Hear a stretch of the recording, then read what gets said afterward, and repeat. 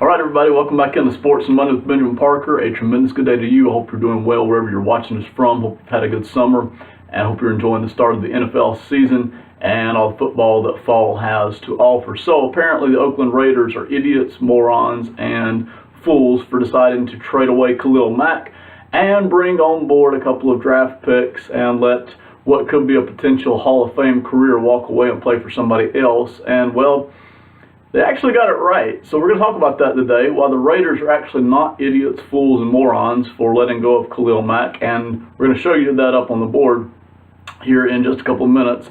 And we're going to take care of some of the arguments that people have been putting out there as well. People who should actually know better, people who have been around the industry for a long time, such as ESPN Talk Radio in the mornings, such as ex-Raider great Bill Romanowski, quite a few other people that have really raked the Raiders over the coals.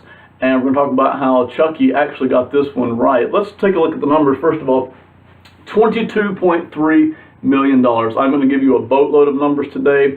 I'm going to try to settle down and make them make some sense, so I'm not just throwing out a bunch of nonsense.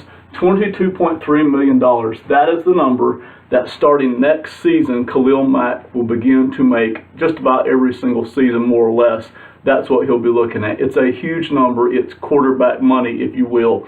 He deserves it. Why? Because he's a nice guy? No. Because he's a great player? No. He deserves it because that's what the market will bring him. Even if the Chicago Bears had not stepped up and offered him this kind of money, Khalil Mack could have made this money with quite a number of other teams that would have been willing to offer it to him. The Raiders, quite simply, were not. Quite a few people have asked, why couldn't the Raiders put this deal together? Why couldn't Khalil Mack seem to come to a number? And the fact is, the Raiders just really didn't want to give him this kind of money. We'll get into that in just a second about why they didn't want to. But $22.3 million is the number that starting next season, Khalil Mack will pretty much be averaging for the remainder of that contract. $22.5 million. This is the second important number. That's the number that Derek Carr is making. Quarterback for the Raiders, that's the number that he is currently making and will more or less continue to make off and on, up and down a little bit, over the life of his contract. You put these two numbers together, starting next offseason, 22.5, 22.3, you're looking at $44.8 million tied up in two players. This is so important. This is not the NBA. When you move over to the NBA, one player, one LeBron James, is better than a dozen very good players. One player can totally dominate the game, the season, the playoffs, up until you get to the NBA Finals and you're up against a team of three great players. One player, such as a LeBron James or a player somewhere close to his caliber, can dominate the entire sport. In the NFL, that is simply not the case. It's been shown that even a great quarterback needs a good roster around him in order to actually win championships and consistently compete for Super Bowls. You go back to here. These two players, these two huge contracts put together in two players, that equals 24% of the Raiders' cap. That's what it would equal next year. Assuming that the NFL cap grows to $185 million or $187 million next year, there's no reason to think it won't. Assuming it does, these two numbers to put together would equal 24% of the Raiders' cap for next season. 24%. I'm just putting the number out there. So where does that fit? How many other teams in the NFL right now are tying up 24% of their cap for just two players? The answer, one. That team is the Detroit Lions, who of course are paying Matthew Stafford huge quarterback money, and are paying Ezekiel Ansah very large money for one season until they get his contract figured out. The rest of the NFL is averaging, are you ready for this, 17.6%. Let me say that again. The rest of the NFL is averaging 17.6% of their cap tied up in the top two players.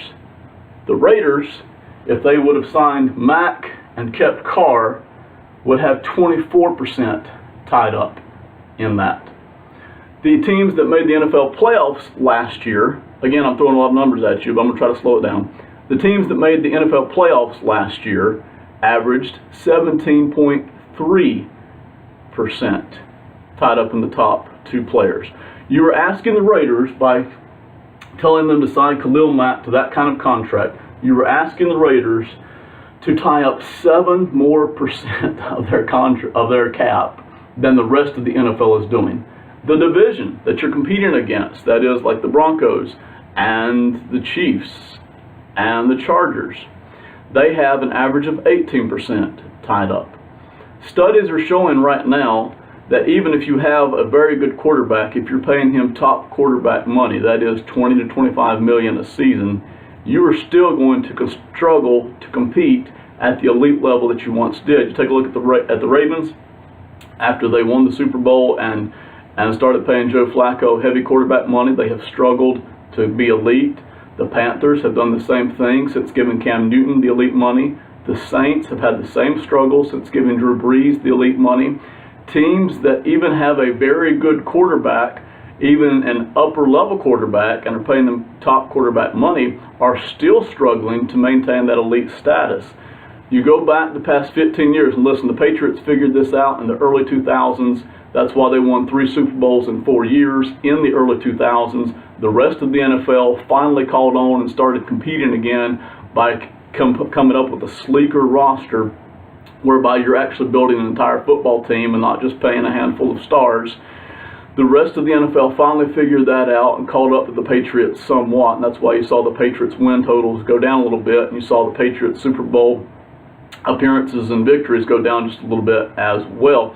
They figured out that you cannot give all this money to just a couple of players. You have to build an entire football team. It's a 53-man roster. You simply cannot give that kind of money to your top 2 players. Now, let me address some of the ridiculous arguments that have come out. Some of them came out on ESPN's radio morning talk show with Golick and Wingo and Woody, whom I love listening to, by the way. Some of them came from X-Raider great Bill Romanowski. Some of them have come from the Oakland area newspapers.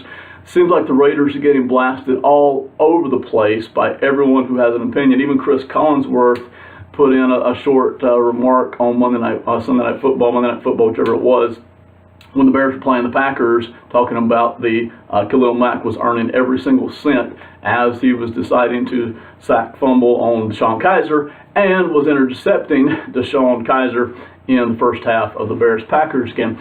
One of those arguments goes something like this.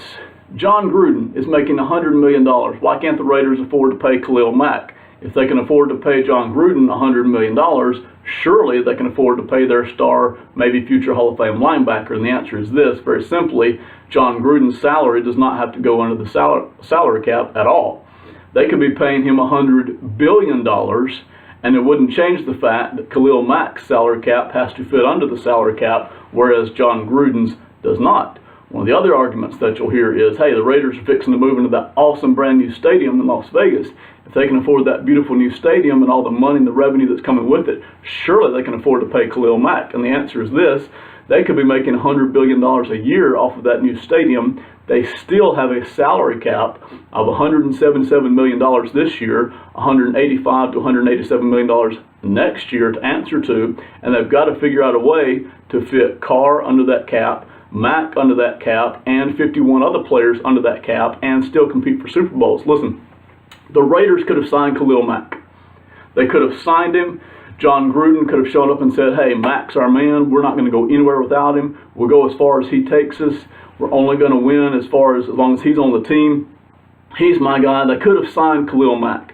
They could have given him this kind of money, but they would have not been competing for Super Bowls. Nobody in the last 15 years, really the last 15 to 20 years, nobody is giving this much money to their top 2 players and consistently competing for Super Bowls. There have been a few teams, a very sparse handful of teams, giving this kind of money to their top 2 players, this much of the cap tied up in their top 2 players, who kind of sort of compete for playoff spots here and there and can consistently show up with 9-7 records, but they're not competing for Super Bowls, and they're certainly not winning Super Bowls. The Patriots are the absolute model for this, but the Broncos have used the same formula. The Panthers have used the same formula. The Eagles used the same formula last year. You keep going back and back and back, and you find all of these teams, when they made the Super Bowl or won the Super Bowl, they weren't doing this, and they weren't doing anything close to this.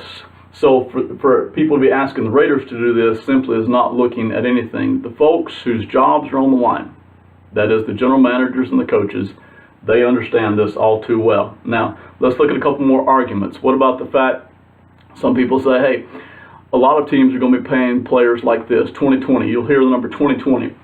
$20 million, $20 million. I heard this on the ESPN radio from, I think, Mike Golick. A lot of teams are going to be paying their guys $20 million each. Two guys, $20 million, $20 million. That's not the case. Nobody is even close to this right now. Nobody in the NFL is even close to paying that second player $20 million. There's several teams that are paying their quarterback over 20, but that second player on the roster isn't anywhere close to $20 million. As the NFL cap grows, and it will, you'll see it over the next 5 seasons, you'll see that cap continue to grow and grow and grow. Teams will get closer and closer to that 2020 mark. Really what they'll be looking at is that 30-20 mark, where the quarterbacks are making closer to $30 million and that second player is making $20 million. But that time is not now. That time is still about 5 years away. Anybody who's seriously wanting to compete for a Super Bowl is not going to be looking at paying two guys $20 million and $20 million, no matter who they are. One question that's important to remember, and this is true for anybody whose job is on the line. Not if you're in talk radio, not if you're an ex-player who likes to spout off, not if you're writing newspaper articles, but if your job is actually on the line, you're a coach or a general manager of an NFL team, one important question is, what else can we do with this kind of money? The kind of money that we're paying, or somebody's going to pay Khalil Mack, what are we going to do with that money if we don't pay Mack? And the answer is this: you can do a lot. The Raiders, by not signing Khalil Mack to this kind of money, could sign any left tackle, one of the most important positions on the field, any left tackle in the NFL, the money that he wants on the free agent market, and still have enough money left over to pay a quality veteran linebacker to take over Khalil Mack's spot. Now, certainly that linebacker wouldn't touch what Khalil Mack can do. Khalil Mack is a fantastic player. He's worth every cent because that's what the market will bring him, not because of his talent necessarily, although that's a part of it. He's worth that because that's what the market will bring him. So that's why he is worth that money. But for the Raiders, what else can they do with this? They could sign any left tackle in the game, the best left tackle in the game, plus still have money left over for a veteran linebacker to take over Khalil Mack's spot. Or if they wanted to, they could sign any two of the top 15 cornerbacks in the NFL. You couldn't sign the number 1 and 2, but you could sign, say, the number 1 and the number 12 highest paid NFL quarterbacks. Or if you wanted to rebuild your offensive line, you could sign the highest paid guard and the highest paid center in the NFL for roughly that amount of money. The flexibility that is offered, and this is real discussions now. This isn't just, oh, we love Khalil Mack. Man, we miss Khalil Mack. Khalil Mack is great. Boy, wasn't Khalil Mack awesome for the Bears the other day. Oh, he could have been doing that for us. This is real talk. What can you do with that kind of money? And the answer is you can put together 2 or even 3, depending on how you're shopping, 2 or even 3 other, not just starting players in the NFL, but high quality starting players in the NFL, and they can be on your roster. And instead of only filling in one linebacker spot with a Hall of Fame guy, for that kind of money, you can be filling out 2 or even 3 starting spots, not with just some average guy who's barely meeting the standards for starting in the NFL, but with guys who can actually make a difference. They're filling out different spots on your team. The Patriots have mastered this for years and years. The other teams who are winning Super Bowls and competing for Super Bowls in the NFL have also followed suit and mastered this in the NFL for the past 15 years as well. Teams who are offering this kind of money to players who are great but just can't make that big of a difference toward wins are not competing for Super Bowls. They're finishing up at 7-9, 8-8, 9-7, and they're scratching their heads wondering why they can't beat the Patriots every year.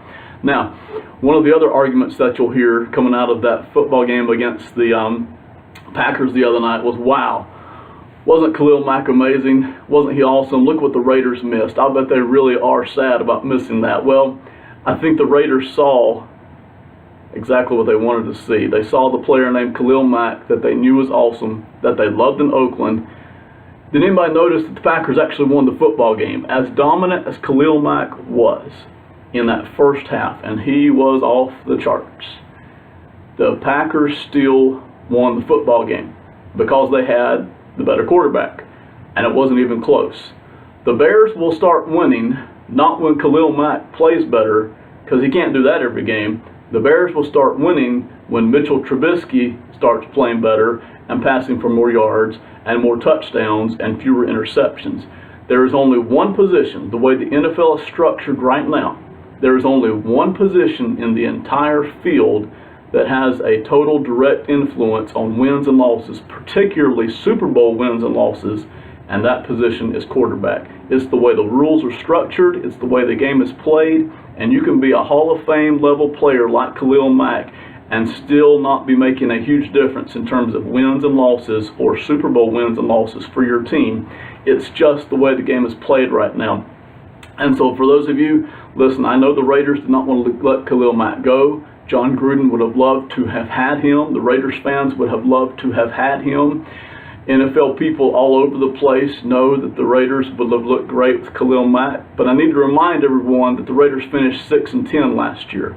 And even in that magical season 2 years ago, when they just blew the doors off of everybody in the AFC and had, I can't remember, either the best or the second best record in the AFC, they still got beat by the Patriots in the AFC Championship game. It's not like this was a team that was appearing in the Super Bowl or that was even really knocking down the door for the Super Bowl. This was a team that needed to rebuild the roster, and giving all that money to one player simply didn't do it. Now, another reason the Raiders got this right, not only do they have the cap flexibility, instead of paying this money to one player, they can now give it to 2 or 3 really quality players.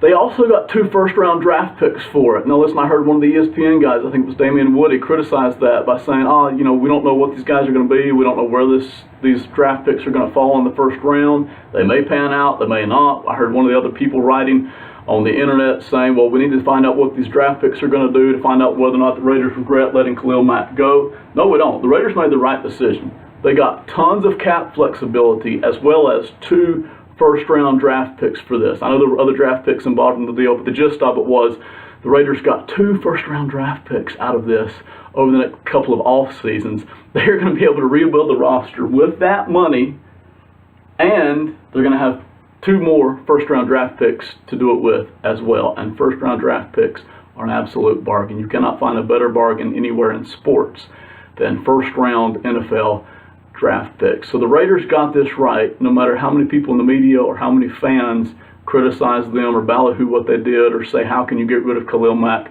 The Raiders got this right. Surprisingly, John Gruden actually showed a sophisticated bit of wisdom here walking through this. The reason they let Mack go, because they just really didn't want to pay him. And that was really the gist of it. They would have loved to have had him. I don't know what their actual final offer to him was. I don't know how far the contracts got before they stalled, how far the talks got before the contract stalled. But the Raiders just really didn't want to give him this kind of money. And I think over the next few years, you're going to see the fruits of that. And listen, the Raiders could botch this up. John Gruden may not be as smart a coach as he was 10, 12 years ago. Maybe they don't draft very well. Nothing is saying that the Raiders are going to automatically compete for Super Bowls. They're in a tough division. John Elway and the Broncos are always going to present a good roster. The Chiefs are on the rise. They have a very sleek roster that they've built, and it's getting better. So if Patrick Mahomes continues to improve, the Raiders are going to have a lot of competition right there in their own division. I'm not here to tell you that the Raiders are automatically going to compete for Super Bowls. What I am going to tell you is that they made a wise investment here in letting Khalil Mack go, even though they didn't want to do that. The only thing I would criticize the trade for on the Raiders' end of things is this, and that is the timing. The timing was absolutely horrible. You could not have picked a worse time to trade Khalil Mack than right before the season started. Everybody counted on him to be there. The entire defense, I'm sure, is built around his otherworldly abilities. And so trading him right before the season started was horrible. I don't know if the Raiders had another offer on the table similar to this a few months ago. The timing was terrible. But aside from that, the Raiders did the absolute right thing. So, Ben, you must think the Bears are idiots for trading for Khalil Mack in this case if you like what the Raiders did. That's only half true, and I'm going to show you why. This other number right here, 7.9 million. That's the number that Mitchell Trubisky is getting paid. He's on his rookie contract. The Bears can afford to give this to Khalil Mack because they're only giving this to their quarterback. So basically they've got one guy on the roster making quarterback money. Everybody else is making rookie money or veteran minimum middle cap type of money. This is the money that Mitchell Trubisky is making, and he will be making this for the next 3 or 4 seasons. It's interesting to note, if you go in and look at the Khalil Mack Bears contract, and the same is true of the Rams and Aaron Donald. The Rams also just signed Aaron Donald to a massive contract. But this is interesting, both the Bears and the Rams, who just signed Khalil Mack and Aaron Donald to massive contracts. These are non-quarterbacks making massive quarterback money. Both of those teams built the contracts in such a way so that when their 2 quarterbacks who were on rookie deals, Jared Goff for the Rams, Mitchell Trubisky for the Bears, when those 2 quarterbacks' rookie deals run out and the 5th-year options run out, and the teams are having to decide whether or not they want to pay the big money to those 2 quarterbacks, both of the Donald contract and the Mack contracts are styled in such a way that the teams can just flat out release them or trade them and have an absolute minuscule dead cap hit.